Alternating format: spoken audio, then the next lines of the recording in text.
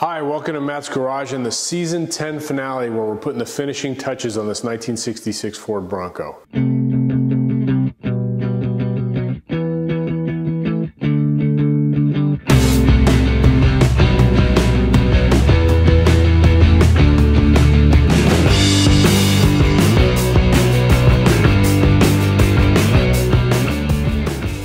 If you're a first-time subscriber, happy to have you. Please like and subscribe. I've got tons of content, over 300 episodes, documenting several restorations. This is my second attempt at a Bronco.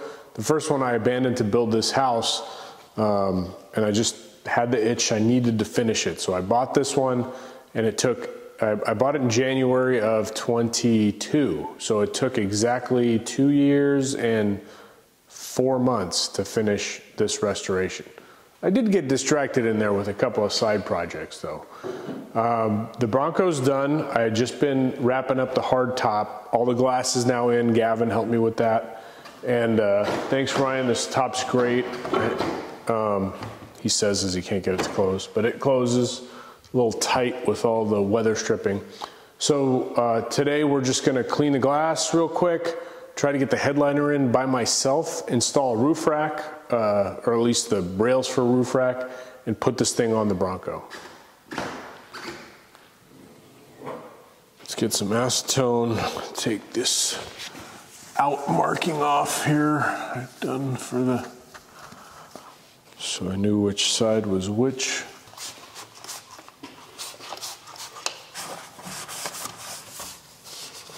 How's this thing already dirty?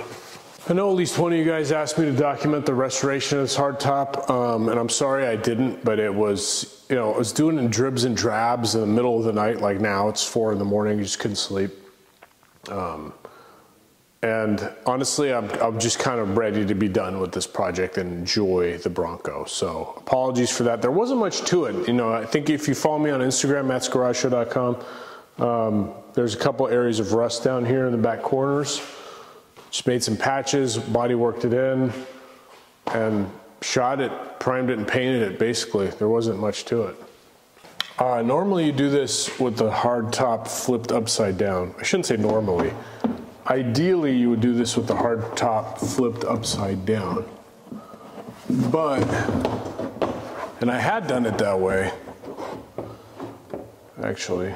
So I'd done it the right way. But I didn't realize you need to have the lift gate in first. Yeah, that's not happening without a second hand.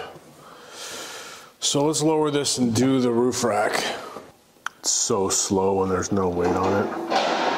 So while this is lowering, I'll just give you the backstory. Originally, this Bronco had a chrome roof rack that was basically bolted into the hardtop. That was the prior hardtop I had. That thing was a rust bucket, the hardtop was. And that roof rack was heavily pitted. But I love the look of it. And they just, unfortunately, just don't make those anymore. And they're not, those weren't like super sturdy. It was really a luggage rack. I looked at the modern roof racks for the Bronco and they're all kind of super chunky. And I just didn't feel like they fit the look of basically a stock looking 66 Bronco. So I opted for the gutter mount crossbar system.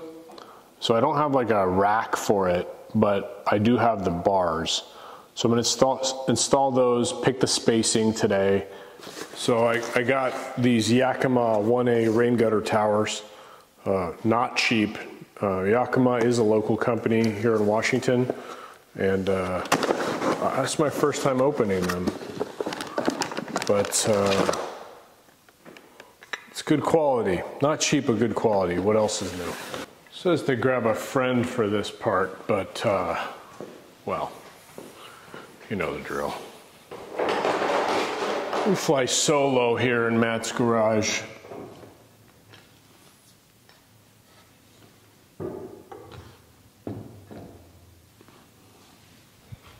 That spacing actually looks pretty good to me.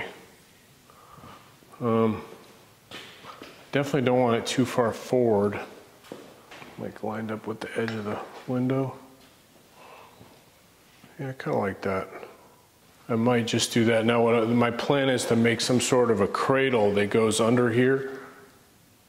And basically that's what I use to lift the hardtop and set it. All right, here is my cradle. Basically it's a piece of angle iron in a channel welded to a tube. And I drilled little zip tie holes in there, so that pretty much is stable. Now I need to find CG, center of gravity. I have a method for that.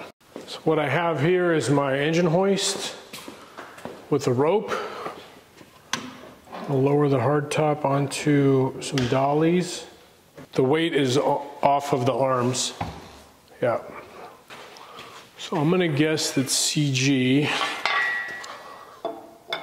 is somewhere in this region. All I did was tie a rope with a Cattleman's Express knot. I just made that up. I don't know anything about knots. Nope. See how the front's coming up, but the back is not? It's a little left, it's a little right, but man, that's CG right there. That's nice. Let me mark that with a Sharpie. I welded a little thingy onto it. Oh, thingy, ow. This goes to the back.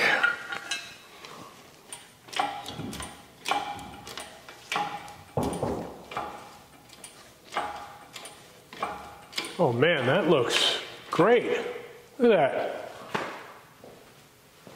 Perfectly stable. That's awesome. That is awesome. All right, I'm gonna paint that and then get this thing hung up in the garage. So I got the hard top up. I've got a little pulley system going to a hand ratchet, and there's the Bronco. Let me pull it out and give you a walk around. So this is in the shade, and obviously the red is much darker. Got some dapple light around on this side. Give you some idea of the brightness of the red. It doesn't really come through on camera. You got to see it in person, but trust me when I tell you, it is very red. Like right now on the camera, it looks like there's a pink spot in here. It's not pink. It is red.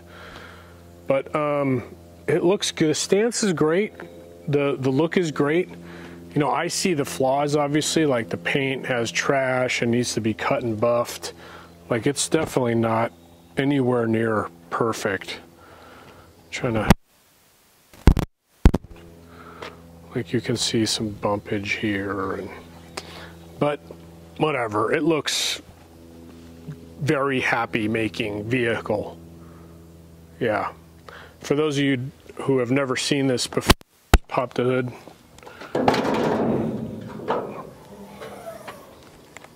Engine bay still looking very clean, very nice. 302. Made it to the AX15. Again, I've got the old style tire carrier in the tailgate. Original seats with new foam and upholstery. I've got a Classic Industries or Classic Console, center console coming. Wimbledon white on the door inserts, just like the top. Everything, try to keep it mostly original. Close the ashtray and put a little phone holder in there, and there's a AFR gauge under the dash just to keep an eye on what the carb's doing. But otherwise, it, you know, from the outside, other than the fact that this color wasn't offered by Ford, it's very stockish. I have to admit, it's very strange to be done. I'd like to thank some people. I know it sounds cheesy, but I want to thank my Patreons: Brent, John, Braun, Craig, John, did I say John? Dean, and Michael. You guys, you know, help the channel a lot. If you're interested in just giving a one-time donation, my Patreon link is in the comments. Craig Burt for his support. John Melton for just being my better alter self over there in Nashville. You know, all the guys who have been commenting on the channel constantly and consistently. I love communicating with you guys. That's really kept me going throughout this process. My family, obviously, for putting up with me spending countless hours in the garage and letting me spend countless dollars on this thing. And if I forgot anybody, I'm really sorry. It's just kind of in front of the camera and things are moving. You know, Tim Wardell for coming and showing up and helping. Peter for showing me how the right way is done, and so I knew I didn't have time to do it the right way, so I did it my way. So many people were just sort of part of the process of making this happen. And I think I beat both Chris and John in finishing my Bronco. And Chris bought my first 1973 Bronco that I started the channel with. So pretty proud of that. It's pretty much done. I mean, it's done. It's a done vehicle, and I can't really get over it because it's been, like, the Scout was, I never felt like it was done. And I obviously didn't finish the 73, but this one, I legitimately feel like I'm finished. It's a crazy feeling.